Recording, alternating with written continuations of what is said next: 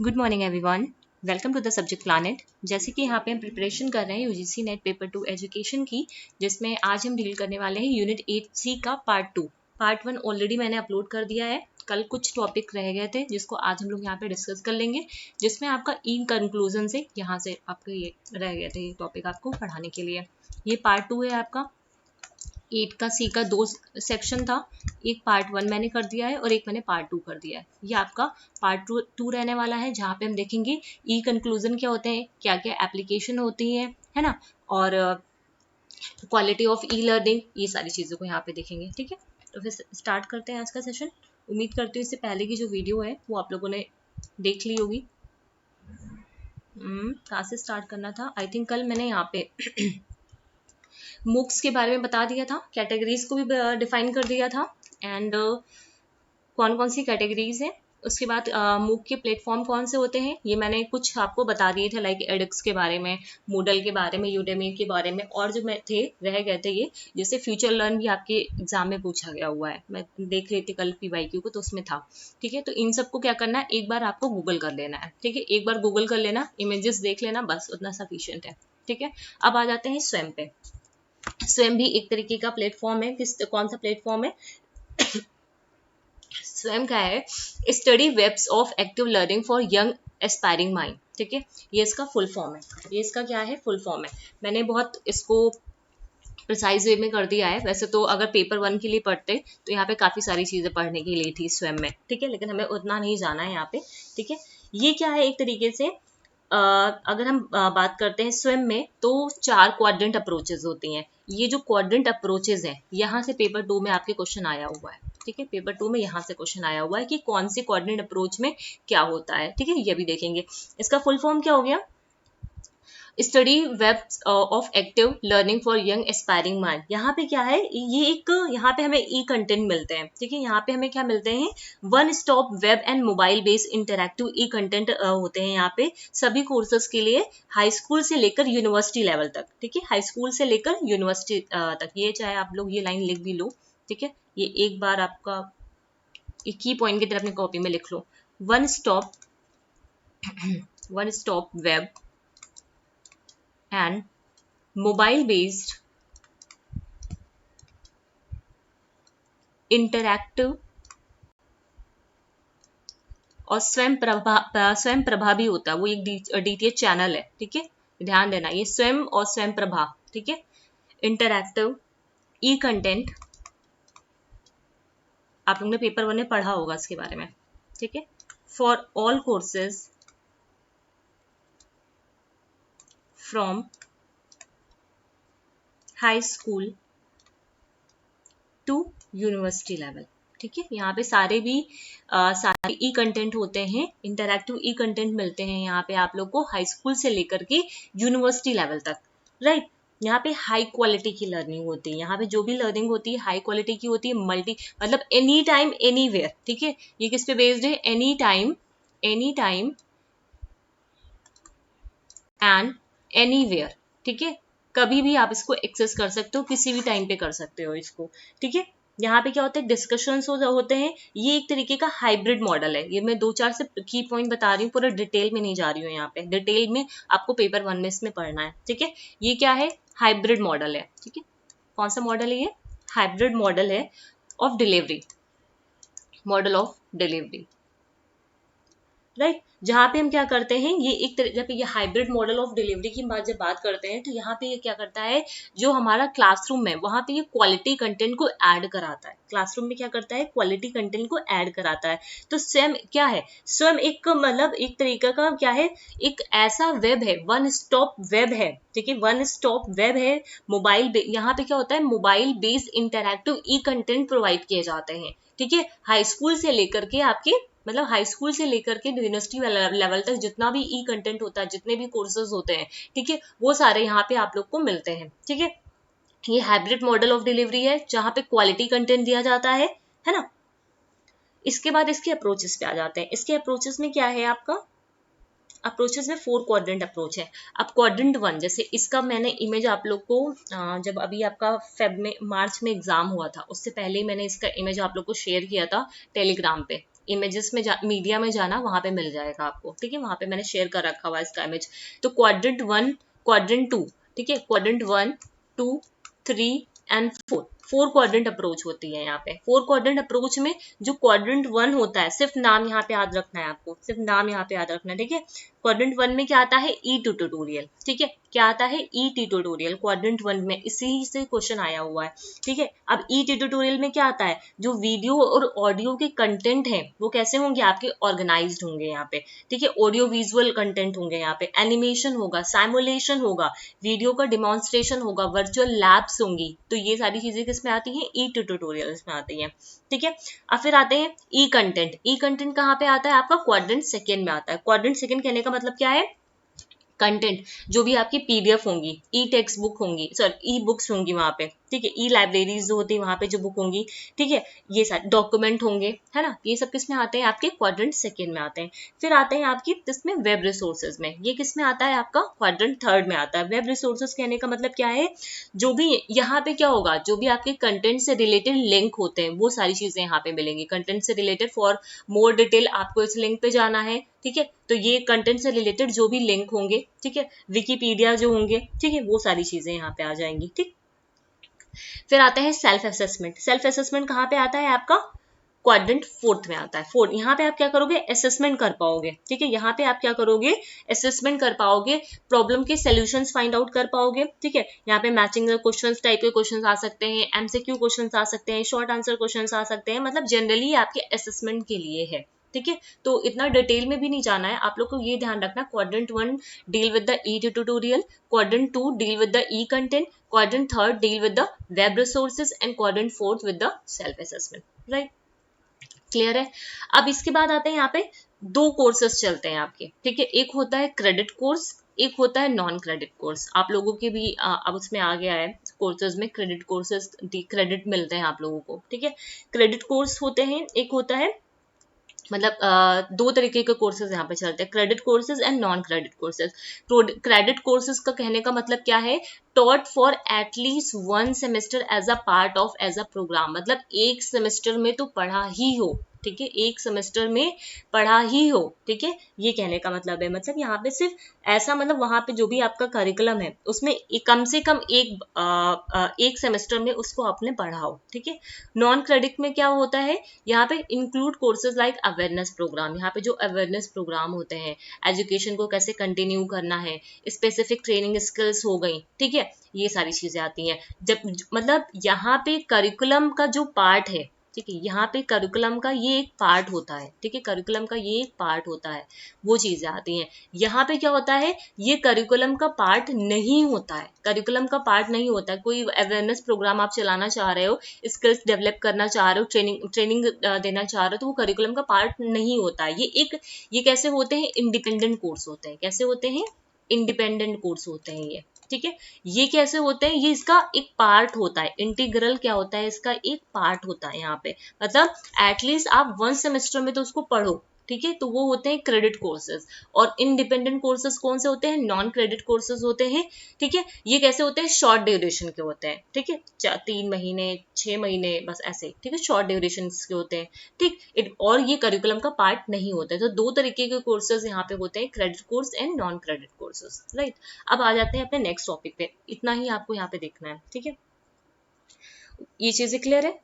अब आज हम नेक्स्ट बात करते हैं ई कंक्लूजन के बारे में। ई कंक्लूजन क्या है, e inclusion refers to the degree which information and communication technology contribute to equalising and promoting participation in the society at all level. कहने का मतलब क्या है, हम ई कंक्लूजन कर ई इंक्लूजन की बात कर रहे हैं, मतलब हम यहाँ पे इंफॉर्मेशन आईसीटी का यूज कर रहे हैं, इंक्लूसिव जो एजुकेशन है, ठीक है, वहां पे सोसाइटी इक्वलाइज करने के लिए, ठीक है, इंक्लूसिव एजुकेशन को प्रमोट करने के लिए हम ई लर्निंग का यहाँ पे यूज कर रहे हैं, आईसीटी का यहाँ पे यूज कर रहे हैं। तो आईसीटी क्या कर रही है, आईसीटी इस चीज को प्रमोट कर रही है कि कैसे इक्वालिटी, इक्वल अपॉर्चुनिटी दी जा सके, या फिर इक्वलाइज कर पाए, जो भी पार्टिसिपेंट हैं आपके सोसाइटी के हर लेवल के, ठीक है, वो इक्वली पार्टिसिपेट कर पाए, ठीक है। तो यहाँ पे आईसीटी उनको क्या कर रहा है, फैसिलिटेट कर रहा है, ठीक है, उनको हेल्प कर रहा है। According to the Hewlett Packard, the purpose of e inclusion initiative to is to fill the gap between the technological empowered communities and technological excluded communities. ये एक आपका की पॉइंट है, ठीक है, ये क्या है आपका एक की पॉइंट है, अपने कॉपी में लिखना। मतलब ई कंक्लूजन लाने का कंसेप्ट का कहने का मतलब ही क्या है, ई कंक्लूजन का मतलब मेन पर्पस क्या है, इस इनिशिएटिव का मेन पर्पस यही है कि हमें गैप को फुलफिल करना है। वो लोग जिनके पास टेक्नोलॉजी है और वो लोग जिनके पास टेक्नोलॉजी नहीं है, तो ये जो गैप आ रहा है, ठीक है, टेक्नोलॉजी इक्विप्ड लोग और टेक्नोलॉजी जिनके पास नहीं है, ठीक है, टेक्नोलॉजी से एक्सक्लूडेड जो कम्युनिटीज हैं, ठीक है, टेक्नोलॉजी से जो एक्सक्लूडेड कम्युनिटीज हैं, उनके ये जो गैप है, इसको ये क्या करना है, हमें फुलफिल करना है। ये क्या करता है, इसको फुलफिल करता है, इंक्लूजन लेके आता है, ठीक है।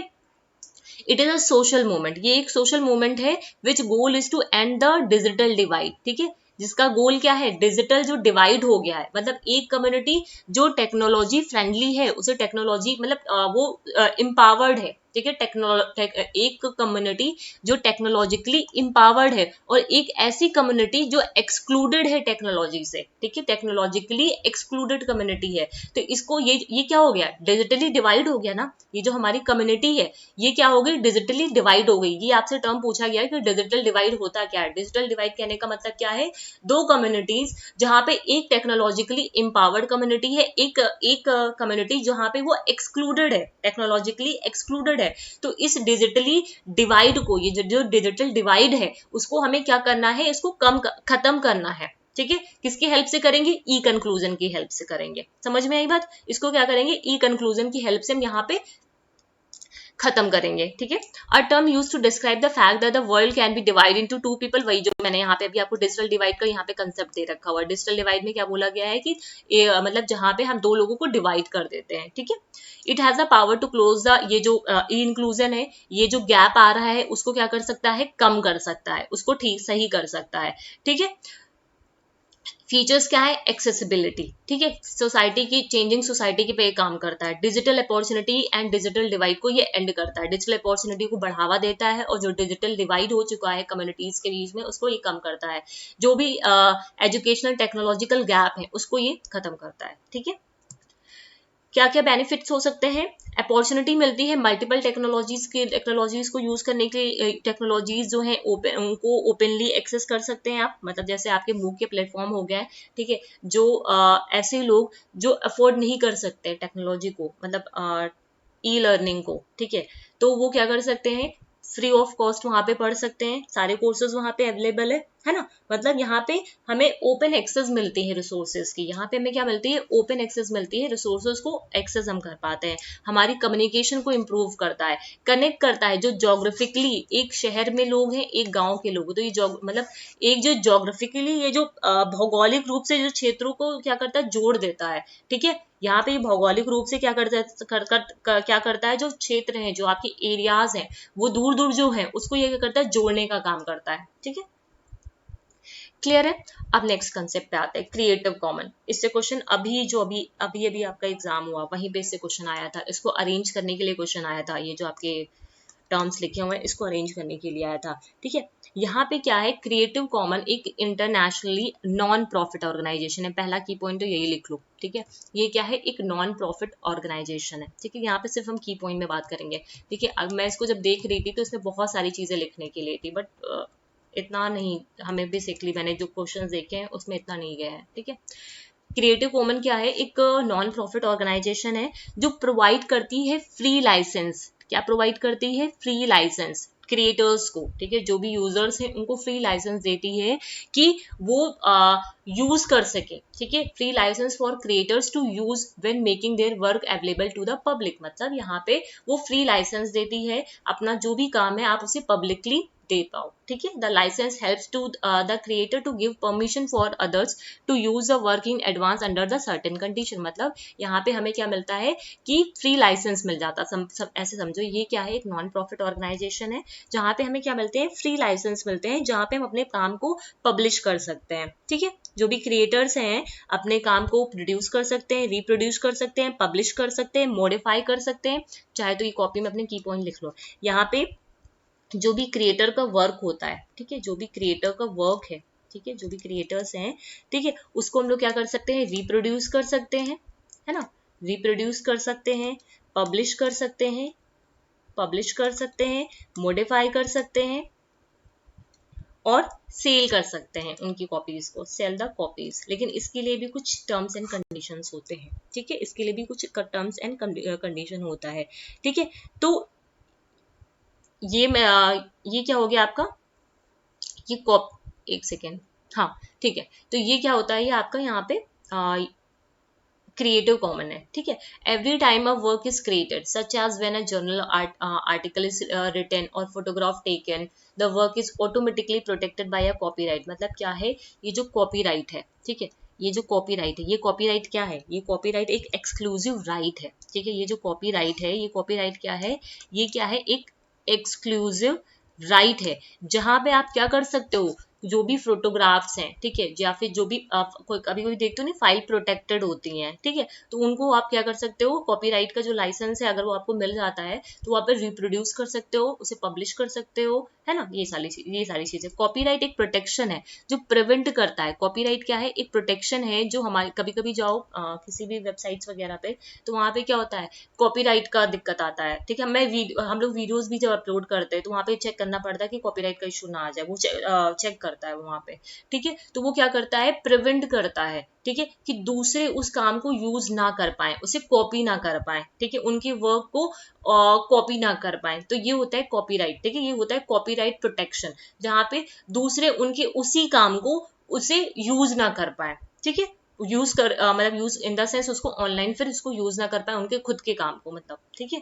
तो वो क्या करता है, इस चीज को प्रिवेंट करता है। यहाँ पे CC licence allow the creator, ये जो क्रिएटिव कॉमन लाइसेंस है वो अलाउ करता है क्रिएटर को to work, to select how they want others to use the work, ठीक है, to select how they want to use the, वो एक तरीके से क्रिएटर्स को अलाउ करता है इस चीज को। When a creator release their work under a CC licence, अगर मतलब अपने वर्क को रिलीज करता है क्रिएटिव कॉमन लाइसेंस के अंडर, जो मेंबर होते हैं पब्लिक के, know what they can and can't do with the work, उन्हें वहां पे मतलब एक, जैसे यहाँ पे भी आप देखोगे ये रहा कि कुछ ऑब्लिगेशंस ऐसे लिखे होते हैं कि यूजर जो है उनको कैसे यूज करना है, कैसे नहीं यूज करना है, ठीक है, ये सारी चीजें होती हैं वहां पे, ठीक। ठीक, उन्हें पता होता है, this means that they only need to seek the creator permission, उन्हें वहां पे क्रिएटर की परमिशन लेनी पड़ती है जब वो कुछ पे काम करना चाहते हैं, ठीक है।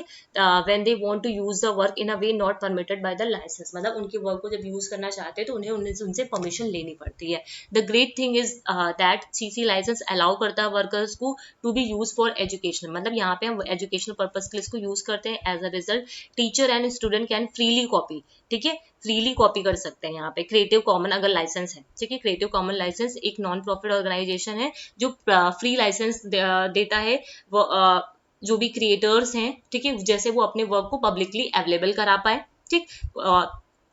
यहाँ पे वो जो टीचर्स होते हैं, स्टूडेंट्स होते हैं, वो क्या कर, वो फ्रीली कॉपी कर सकते हैं कंटेंट को, रिमिक्स कर सकते हैं, ये पूछा गया है, रिमिक्स कर सकते हैं, ठीक है, और मॉडिफाई कर सकते हैं, ठीक है। उसके बाद आता है आपका ये सी, ठीक है, एक सेकेंड पहले ये देख लो जरा सा,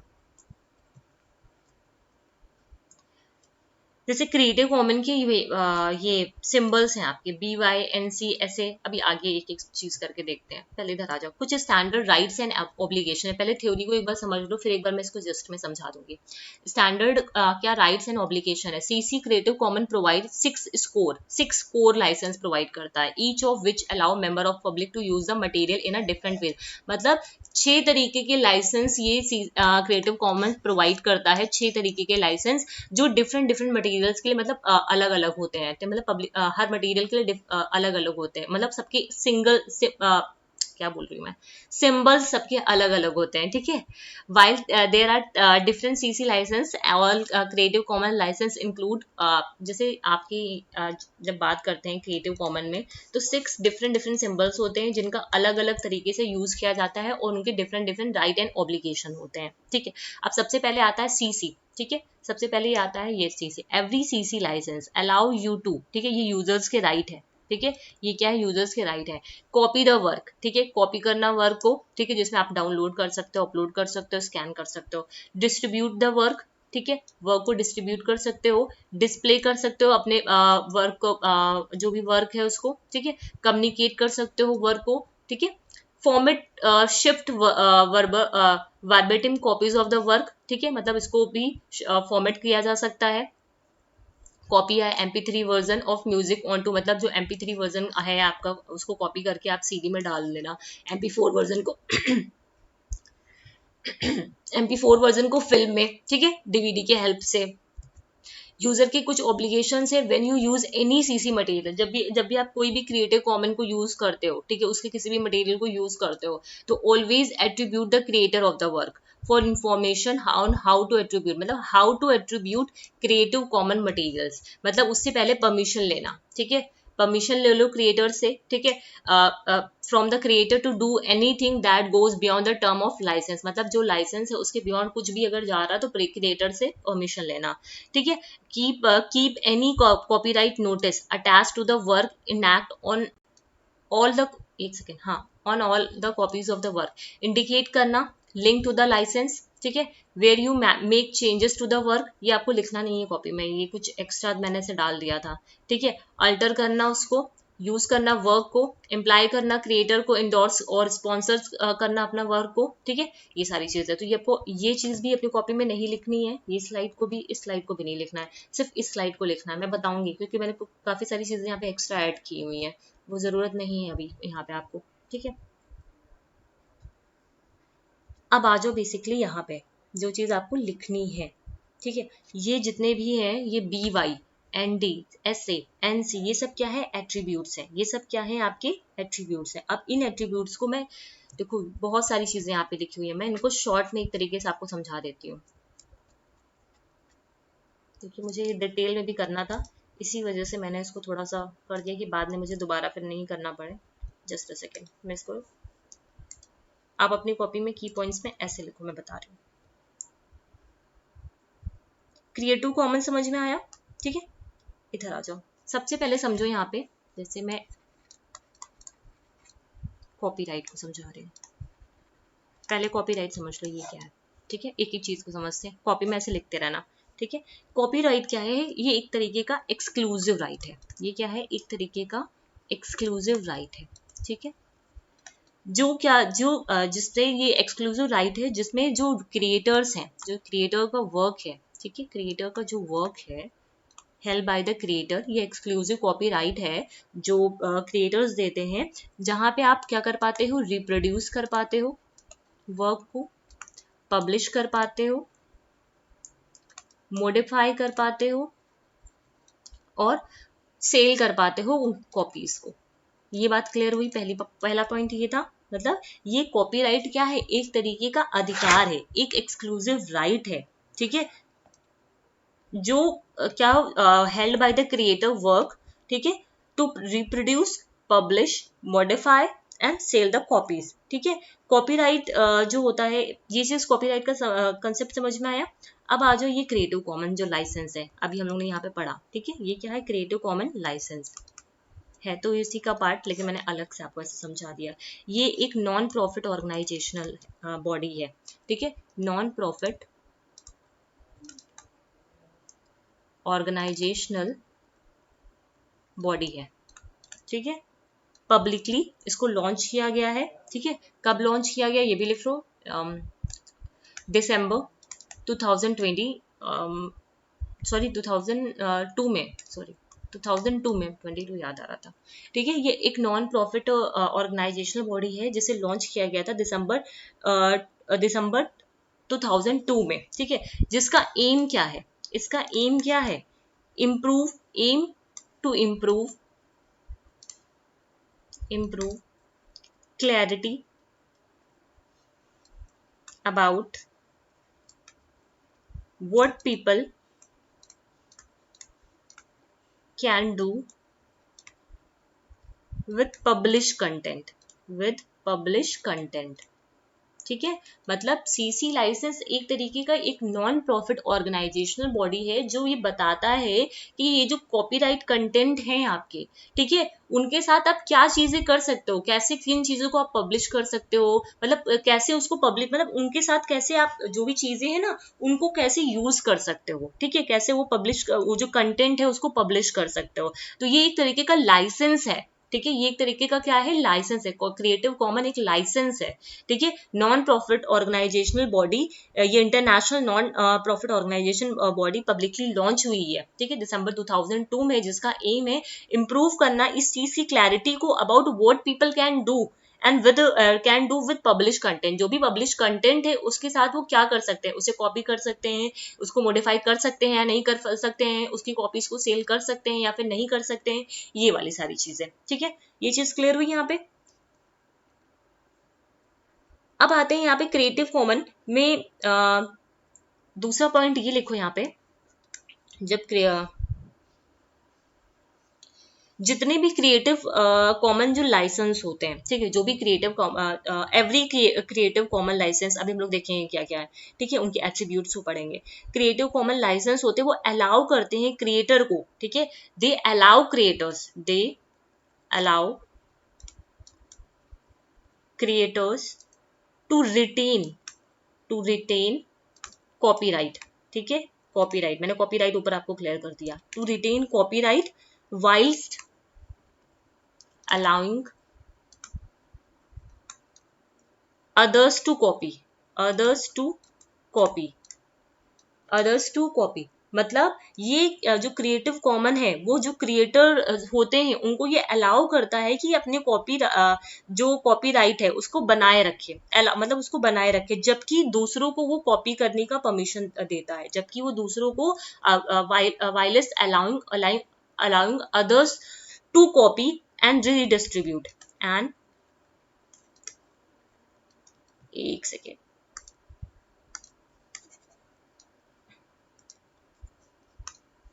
just a second, and redistribute। मतलब एक तरफ वो जो क्रिएटर्स हैं उनको ये अलाउ करता है कि अपने जो कॉपीराइट है वो जो कॉपीराइट है आप उसको बनाए रखो, ठीक है, अपना वो जो है कॉपीराइट उसको बनाए रखो। दूसरी तरफ ये अदर यूजर्स को अप्लाई करता है कि कंटेंट को कॉपी कर सकते हो, डिस्ट्रीब्यूट कर सकते हो, है ना, and make use of their work non commercially उनके वर्क को यूज भी कर सकते हो। मतलब क्या है, एवरी क्रिएटिव कॉमन लाइसेंस जो भी है वो निर्माता को कहता है कि कॉपीराइट बनाए रखे, इसको वो अलाउ करता है, ठीक है, इस चीज की वो परमिशन देता है, जो कॉपीराइट है उसको रिटेन रखो, जो कॉपीराइट है ये परमिशन है इसको रिटेन रखो, जबकि वो दूसरों को उसको क्या, जो दूसरे हैं उनको अलाउ करता है कि जो भी कंटेंट है उसको कॉपी कर सकते हो, है ना, डिस्ट्रीब्यूट कर सकते हो, और नॉन कॉमर्शियली नहीं, नॉन कॉमर्शियली यहाँ पे ध्यान रखना, ये रीडिस्ट्रीब्यूट नहीं, डिस्ट्रीब्यूट करोगे, रीडिस्ट्रीब्यूट नहीं होगा यहाँ पे, ठीक है, नॉन कॉमर्शियली उसको कॉपी कर सकते हो, डिस्ट्रीब्यूट कर सकते हो उनके वर्क को, ठीक है, ये चीज है। तो जो क्रिएटिव कॉमन होता है, ठीक है, इसको वर्ल्ड वाइड यूज किया जाता है आज के टाइम में, ठीक है, मतलब एक तरीके से ये जहां मतलब ये जो कॉपीराइट का इशू है उस चीज को ये बनाए भी रखता है और हम यहाँ पे चीजों को कॉपी भी कर पाते हैं, ठीक है, तो ये कॉपी, अब इसके ये क्रिएटिव कॉमन का सिर्फ जस्ट इंट्रोडक्शन पार्ट था, अपनी कॉपी में सिर्फ इतना लिखना, और या तो फिर जो पहली स्लाइड मैंने बताई थी सिर्फ वो चीज लिखना। अब उसके बाद हम सीधे सीधे इसके एट्रीब्यूट्स पे आ जाते हैं, ठीक है, अब एट्रीब्यूट्स में एक एक करके देख लो, जस्ट अ सेकेंड, सबसे पहले आ जाओ ये BY पे, ठीक है, BY, जो BY एट्रीब्यूट है वो क्या करता है, ये लाइसेंस क्या करता है, यहाँ पे आप क्या कर सकते हो, लाइसेंस डिस्ट्रीब्यूट कर सकते हो, डिस्प्ले कर सकते हो, परफॉर्म कर सकते हो, रिमिक्स कर सकते हो वर्क को, if they credit your name as requested by you, ठीक है, यहाँ पे सिंपल से याद रखो, रिमिक्स करना, डिस्ट्रीब्यूट करना, ठीक है, बिल्ड करना है अपने वर्क को, ठीक है, ये कमर्शियली हो सकता है, इवन कमर्शियली ये चीजें हो सकती हैं, ठीक है। तो ये एट्रीब्यूट क्या है आपका, CCBY, ठीक है, CCBY ये पहला एट्रीब्यूट हो गया। क्लियर है, इसमें कोई दिक्कत नहीं होनी चाहिए, ठीक। नेक्स्ट पे आते हैं हम लोग, नेक्स्ट है आपका ND, ठीक है, ये अलग लिखा है क्या, रुक जाओ जस्ट, ये सिंबल्स को ध्यान रखना, ये जो सिंबल बने हुए हैं, ठीक है, जस्ट अ सेकेंड, ये रहा सेकेंड, हाँ ठीक है, BY हो गया, ठीक है। उसके बाद आ जाओ CCBY SA का मतलब होता है शेयर अलाइक, क्या मतलब होता है, शेयर अलाइक, ये अलग लग गया है, ठीक है, इसका मतलब होता है शेयर अलाइक, ऐसे से करके सिंबल बना हुआ है, शेयर। यहाँ पे अदर्स जो हैं, दूसरे लोग जो हैं, कैन डिस्ट्रीब्यूट योर वर्क, यहाँ पे दूसरे लोग आपको आपका वर्क को डिस्ट्रीब्यूट कर सकते हैं ओनली अंडर अ लाइसेंस, ठीक है, लाइसेंस के अंदर, identical to the one you have chosen for your, मतलब एक जो लाइसेंस आपने अपने लिए अपने वर्क के लिए चूज कर रखा हुआ है, अगर वो लाइसेंस उनके पास भी है तो वो आपके काम को शेयर कर सकते हैं, आपके वर्क को क्या कर सकते हैं, शेयर कर सकते हैं, ठीक है। उसके बाद नेक्स्ट आता है आपका, नेक्स्ट है कौन सा आपका ND का जो सिंबल है वो क्या है आपका इक्वल, ठीक है, ये CCBYND, ठीक है, CCBYND, इसका नाम लिख लो यहाँ पे, शेयर अलाइक, ठीक है। ND क्या है, नो ड्राइव्स, ठीक है, नो ड्राइव्स, ठीक है। नो ड्राइव्स कहने का मतलब क्या है, अदर कैन ओनली कॉपी, ठीक है। यहाँ पे देखो क्या था, डिस्प्ले करना, परफॉर्म करना, रिमिक्स करना, यहाँ पे वो क्या कर सकते हैं, सिर्फ कॉपी कर सकते हैं, डिस्ट्रीब्यूट कर सकते हैं, डिस्प्ले कर सकते हैं, परफॉर्म कर सकते हैं, वर्बेटियम कॉपीज ऑफ योर वर्क, ठीक है, वर्बेटियम जो कॉपीज हैं आपके वर्क की, सिर्फ उसको, ठीक है, क्लियर है। नेक्स्ट आ जाओ, नेक्स्ट है आपका जो NC, ठीक है, NC कहने का मतलब क्या है आपका, नॉन कॉमर्शियल, ठीक है, ये क्या है, नॉन कॉमर्शियल, ठीक है। नॉन कॉमर्शियल कहने का मतलब क्या है, others can copy, distribute, display, perform और remix your work but for non commercial, ये कॉमर्शियली कर सकते थे, ठीक है, और ये चीज भी शेयर अलाइक भी कॉमर्शियली हो सकता था, ठीक है, लेकिन ये जो चीज है ये कैसी है, कॉमर्शियली नहीं हो सकती, नॉन कॉमर्शियल है, ठीक है। सिंबल, ये जो सिंबल्स हैं इसी से क्वेश्चन आए हुए हैं आपके, ठीक है। फिर आ जाओ, नेक्स्ट आते हैं NCCA, non commercial share alike, ठीक है, क्या नाम है इसका, नॉन कॉमर्शियल शेयर अलाइक, ठीक है, नॉन कॉमर्शियल शेयर अलाइक। अब जो नॉन कॉमर्शियल में देखा आपने, नॉन कॉमर्शियल में क्या था कि ये लाइसेंस, देखो ये जो शेयर अलाइक में क्या है, आप उनके वर्क को क्या कर सकते हो, कॉपी कर सकते हो, डिस्ट्रीब्यूट कर सकते हो, ठीक है। ये जो नॉन कॉमर्शियल शेयर अलाइक है, ठीक है, जस्ट सेकेंड, देखो मैंने यहाँ पे पूरा डिस्क्रिप्शन लिख रखा है, अभी ये वाला पढ़ा आपने, BY, ठीक है, फिर इसके बाद आपने NC को पढ़ लिया, ठीक है, ये वाला नहीं, शेयर अलाइक हो गया, ठीक है, एक बारी को, सॉरी ये है no derivative, sorry no drives, ये पढ़ा हम लोगों ने, ठीक है। उसके बाद हम लोग का क्या था, हम लोगों ने, एक सेकेंड, ये शॉर्ट डिस्क्रिप्शंस हैं, ये रहा BYNCCA, मतलब ऐसे नॉन कॉमर्शियल शेयर अलाइक, ये क्या करता है, this license lets other to remix, tweak and build upon your work non commercially as long as they credit you and license you new creation under the identical terms, ठीक है। उसके बाद next आता है NCND, ठीक है, ये जो लाइसेंस है वो क्या करता है, is the most restrictive of the 6 main, मतलब कितने लाइसेंस थे आपके पास, 6, लेकिन सबसे ज्यादा जो रिस्ट्रिक्टिव है वो कौन सा है, ये आपका नॉन कॉमर्शियल नॉन डेरिवेटिव वाला, ठीक है। Only allowing others to download your work, ये सिर्फ आप उनके वर्क को सिर्फ डाउनलोड कर सकते हैं, कभी कभी कुछ फाइल्स होती हैं जिसमें आप क्या कर पाते हो, सिर्फ उसको डाउनलोड कर पाते हो, उसको एडिट नहीं कर पाते हो, रिमिक्स नहीं कर पाते हो, तो वो वाली चीज है यहाँ पे। And to share them with the others as long as they credit you but they can't change them, मतलब वहां पे आप कोई एडिटिंग नहीं कर सकते हो, ठीक है, क्लियर है चीजें। तो पहले देखो यहाँ पे आ जाओ, इधर से देखो, पहली स्लाइड में आपने ये देखा कि what is creative common, creative common में आपने ये देख लिया, हमें ये 3 सिंबल्स का याद रखना है, ये 3 एट्रीब्यूट्स हैं आपके क्रिएटिव कॉमन के, BYNCSA, ठीक है, by, non commercial, share alike, ठीक है, ये 3 एट्रीब्यूट्स से आ जाएंगे। उसके बाद मैंने आपको एक छोटा सा एक वो मैपिंग के थ्रू पर वो सॉरी की पॉइंट में आप लोग को अभी बताया, वो आपने कॉपी में लिख लिया होगा। उसके बाद ये चीज आपको नहीं लिखनी है यहाँ पे, ठीक है, ये भी चीजें नहीं लिखनी है। उसके बाद 6 एट्रीब्यूट्स हैं आपके, ठीक है, 1 2 3 4 5 6, 6 एट्रीब्यूट्स हैं। अब इन 6 ये जो एट्रीब्यूट्स हैं उनके जो सिंबल्स हैं वो आपको पता होने चाहिए, ठीक है। एप्लीकेशन में आ जाओ, ये क्या है आपके एट्रीब्यूट्स हैं, ठीक है, ये क्या है एट्रीब्यूट्स, जिसका सिंबल ये है, नॉन कमर्शियल का सिंबल ये है, नो डेरिवेटिव का सिंबल ये है, और शेयर अलाइक का सिंबल ये है, ठीक है। इसका ये शॉर्ट डिस्क्रिप्शन दे रखा हुआ, एक बारी को रीड कर लेना, मैंने अभी समझा भी दिया है, ठीक है। यहाँ पे जैसे BY है, जो आप यहाँ पे क्या कर सकते हो, आप डिस्ट्रीब्यूट कर सकते हो, रिमिक कर सकते हो, ट्वीट कर सकते हो, नॉन कमर्शियली मतलब कमर्शियली मतलब नॉन कमर्शियली आप उसको डिस्ट्रीब्यूट कर सकते हो, डिस्प्ले कर सकते हो, परफॉर्म कर सकते हो। नो डेरिवेटिव कहने का मतलब है copy, distribute, display, perform, verbatim copy, सिर्फ यहाँ पे ये वर्ड ध्यान रखना, ओनली वर्बेटियम कॉपीज को। शेयर अलाइक में क्या है, उनके अगर वो उनके जो वो लाइसेंस यूज कर रहे हैं, अगर सेम लाइसेंस आपके पास है, आइडेंटिकल लाइसेंस है, तो आप उनके ओरिजिनल वर्क को शेयर कर सकते हो, ठीक।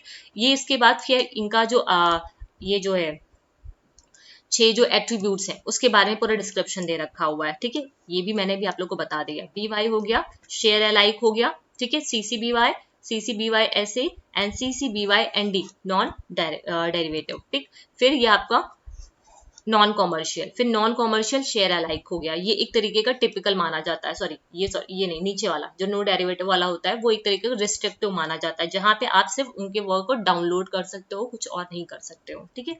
तो ये था आपका क्रिएटिव कॉमन, सिर्फ इतना ही याद रखना क्रिएटिव कॉमन में, और ज्यादा नहीं याद रखना, ठीक है। ये जो एक्स्ट्रा यहाँ पे जो ऑब्लिगेशंस हैं, क्या राइट हैं, इन सबको मत लिखिएगा कॉपी में, ये एक्स्ट्रा चीजें हैं, इसे लिखने की जरूरत नहीं है यहाँ पे, ठीक है। वो जो हम लोग जब डिटेल में करेंगे बहुत ज्यादा, तो वहां पे एक बारी को देख लेना, ठीक है। अब आ जाते हैं क्या क्या एप्लीकेशन है आपके असिस्टिव टेक्नोलॉजीज के इन ई लर्निंग, जो भी ई लर्निंग है वहां पे असिस्टिव टेक्नोलॉजीज का क्या यूज है, ठीक है। असिस्टिव टेक्नोलॉजी हैज द, जब अभी हम लोगों ने पढ़ा था असिस्टिव टेक्नोलॉजीज के बारे में, है ना। असिस्टिव टेक एक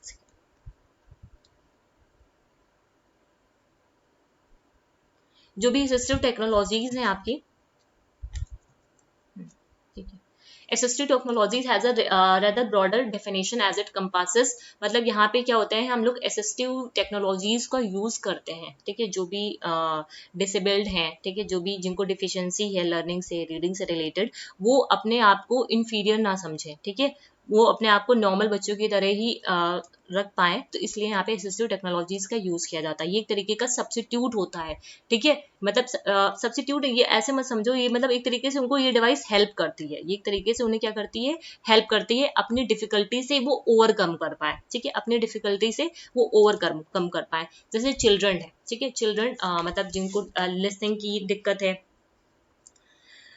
राइटिंग की दिक्कत है ना, मेमोरी इश्यूज जिनको आ रहे हैं, ठीक है, और रीडिंग इश्यूज जो है उनके, ठीक है, एक सेकंड, रीडिंग इश्यूज हैं, है ना।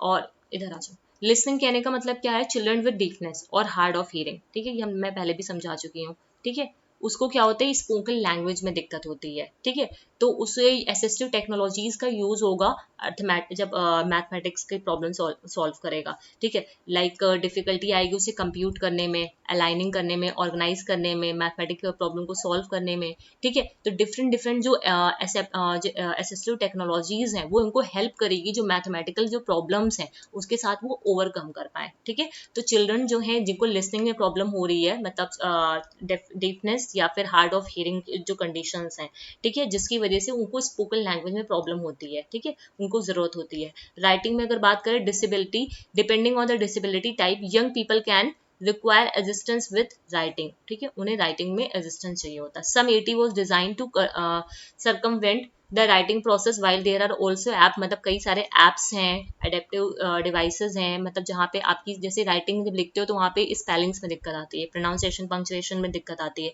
तो कुछ ऐसी असिस्टिव कुछ ऐसी आपकी असिस्टिव टेक्नोलॉजीज हैं जो आपको क्या करती है, असिस्ट करती हैं। यहाँ पे असिस्टिव का मतलब ही क्या है, ये आपको असिस्ट कर रही हैं, आपकी जो डिफिकल्टी है उसको क्या कर रही हैं, ये हेल्प कर रही हैं, जिससे वो आप उससे आप उसको उससे रिलेटेड जो भी आपको डिफिकल्टी आ रही है उसको आप वो ओवरकम कर पाओ, ठीक है। तो वो एक तरीके से आपको ये असिस्टेंस दे रही हैं। मेमोरी इश्यूज में क्या होता है, मतलब यहाँ पे क्या होता है, कुछ बच्चे होते हैं जिनको मेमोरी की प्रॉब्लम होती है, तो एटी क्या करती है, AT can be useful for organizing and planning their schedule better, ठीक है। वो क्या करती हैं, वो उन्हें हेल्प करती है, उनको जो भी उनका प्लान है उनको शेड्यूल कैसे करना है, ऑर्गेनाइज कैसे करना है, और उन्हें हेल्प करती हैं कि कैसे अपने जो भी इंफॉर्मेशन है उसको मैनेज कर पाए, स्टोर कर पाए, और जब जरूरत पड़े उसको रिट्राइव कर पाए, ठीक है। Reading, disable kids find it much more difficult to learn reading than ordinary children, ठीक है। द एक सेकेंड, ये मैंने क्या लिख दिया, ये हटा दो, ये मेरी मेल का एड्रेस आ गया। The others are even enable to see what is the tip, मतलब सिंपल सी बात है, ये रीडिंग में भी आपको असिस्टिव टेक्नोलॉजीज हेल्प कर पाते हैं, ठीक है, रीडिंग से रिलेटेड जो भी प्रॉब्लम्स होते हैं यहाँ पे, ठीक। उसके बाद most of the assistive devices have the following benefit, childrens को सेल्फ कॉन्फिडेंट यहाँ पे डेवलप होता है, ईजियर, मतलब चिल्ड्रन अपने जो भी पोटेंशियल है, जो भी उनकी क्षमताएं हैं उसको वो रियलाइज कर पाते हैं, ठीक है। इंडिपेंडेंस, असिस्टिव टेक्नोलॉजीज का यूज करके चिल्ड्रन जो भी हैं, डिसेबल जो चिल्ड्रन है, वो इंडिपेंडेंट हो पाते हैं, इंडिपेंडेंटली अपना काम कर पाते हैं। It make children with disabilities be feel equal to healthy classmate, मतलब यहाँ पे वो इक्वल फील करते हैं अपने साथ, जो भी नॉर्मल बच्चे हैं उनके साथ वो मतलब उनको इक्वालिटी की फीलिंग आती है। डेली लिविंग की कंडीशन, जो भी डेली लिविंग प्रॉब्लम्स होती है उनकी, ठीक है, वो भी उसमें हेल्प करता है। Technology is a good encouragement for the young learners. Unfortunately, when children start using one or another assistive technologies, they can experience a number of barriers. मतलब जब वो एक से ज्यादा assistive technologies का यूज करने लगते हैं तो वहां पे कुछ barriers भी आते हैं। क्या आते हैं, मतलब उनका जो डिस्क्रिमिनेशन होता है on the side of the schoolmates, ठीक है, नेगेटिव एटीट्यूड जो होता है, ठीक है, जो डेस्टिनेशन है, इनएसेबल एसेसिबल जो डेस्टिनेशन है, ठीक है, ये, और इन डिफरेंसेस जो है आपकी सोसाइटी में। तो बेरियर्स में आप सिर्फ इतना ध्यान रखो, जो नेगेटिव एटीट्यूड है, डिस्क्रिमिनेशन है, जो इन डिफरेंसेस है सोसाइटी में, ठीक है, तो ये सब क्या है, एक बेरियर की तरह भी यहाँ पे असिस्टिव टेक्नोलॉजीज में काम करते हैं, ठीक है। अब इसमें ये इंटेल है, कोर्जविल है, जॉज है, जिंजर है ना, जॉर्ज है, गॉटेट है, ये जितने भी नाम लिखे हुए हैं यहाँ पे, ये सारे आपके लिए इंपॉर्टेंट है। मैट टॉक है, ये सारे क्या है, असिस्टिव टेक्नोलॉजीज, ये सब क्या है आपके वो है, क्या बोलते हैं उसको, डिवाइसेज हैं, असिस्टिव टेक्नोलॉजीज की, ये सारी क्या है आपकी डिवाइसेज हैं। स्मार्ट हो गया, स्मार्ट नाउ 4 हो गया, है ना, और क्या हो गया, ब्रेली। ब्रेली क्या होता है, ब्रेली आपके जो भी ब्लाइंड लोग होते हैं उनके लिए यूज किया जाता है आपका, ठीक है। Just a second, give me a second.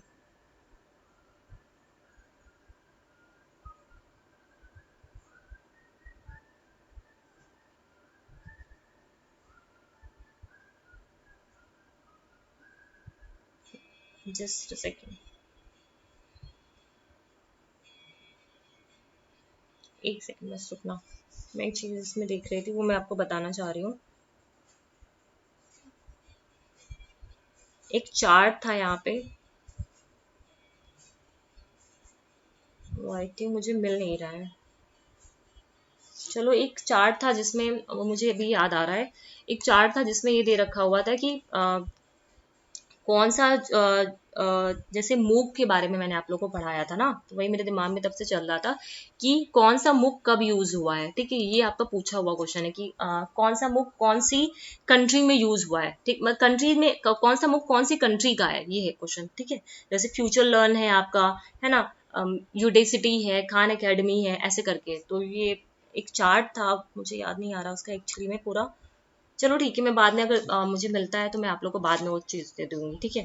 तो अभी तो ये देख लो, एसएसयू टेक्नोलॉजीज, ठीक है, वही मैं ढूंढ रही थी वो है कहाँ पे, ठीक है। एसएसयू टेक्नोलॉजीज में क्या कौन कौन सी आ गई आपकी, इंटेल रीडर आ गई, ये इधर आ जाओ, इंटेल रीडर आ गई, कुर्जविल 3000 आ गई, जोस 3 आ गई, जिंजर आ गई, घॉटेट आ गया, ठीक है। मैट टॉक जिंजर से क्वेश्चन आया हुआ है आपका, ठीक है। स्मार्ट नाउ 4 हो गया, ब्रैली हो गया, है ना, ये सारी चीजें हैं। अब जिंजर में इंटेल रीडर क्या है, it is text to speech mobile device, ठीक है, that read printed text aloud. यहाँ पे क्या होता है, ये एक तरीके से आपकी जो प्रिंटेड डिवाइसेस होती है उसको तेजी से बोल के सुनाता है। क्रूजवेल 3000 क्या है, it is a text to speech software, text to speech software है ये क्या है, एक मोबाइल डिवाइसेस है, ठीक है। That has a numerous useful function for people with literal difficulties, जिनको लिटरल डिफिकल्टीज हो रही है, मतलब लैंग्वेज में डिफिकल्टीज आ रही है। जूस 3 का काम क्या है, ये क्या है, use for controlling any devices using your mouth, cheek, tongue chin, मतलब आपके जो चिक्स हैं, आपके जो टंग है, आपकी जो चिन है,